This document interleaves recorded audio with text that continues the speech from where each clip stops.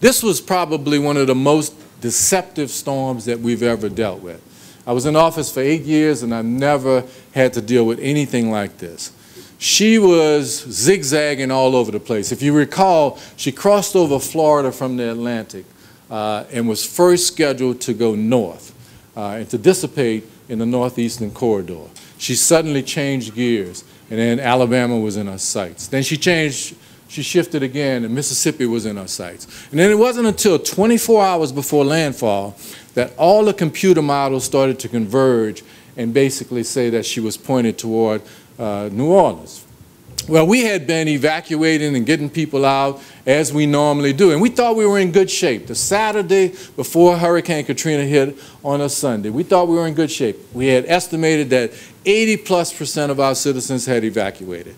Normally, we get about 60 to 70% to respond because we have hurricanes that come and they miss and people get complacent, but we thought we were in pretty good shape.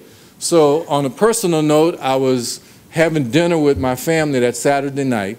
They were flying out the next morning to evacuate. And we were having dinner about 9:30. And I'll never forget this. I got an urgent call from Max Mayfield, who was the head of the Hurricane Center in Miami. And he told me some things. I'll never forget these words. He said, "Mr. Mayor, I don't know what you have done, but I will tell you this. In my 30-year history of tracking hurricanes, I've never seen a storm like this, and I've never seen conditions like this." He said, "Do whatever you have to do to get the rest of the people out of New Orleans." Well, I hung up the phone. He had totally spoiled my appetite for that dinner. And then I called my city attorney and I said, "Look, here's what's going on.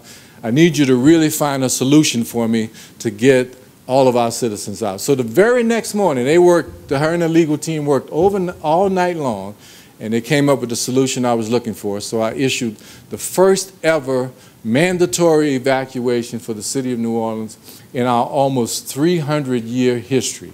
And then I went on every radio, every TV station, and told everybody to get the heck out of Dodge. And most people heeded my warnings. We got about 96. We had a major convention in town that same week where there were 30,000 conventioneers in our city. So we got about 96% of all of our citizens and conventioneers out of the city of New Orleans or either out of harm's way before the storm hit.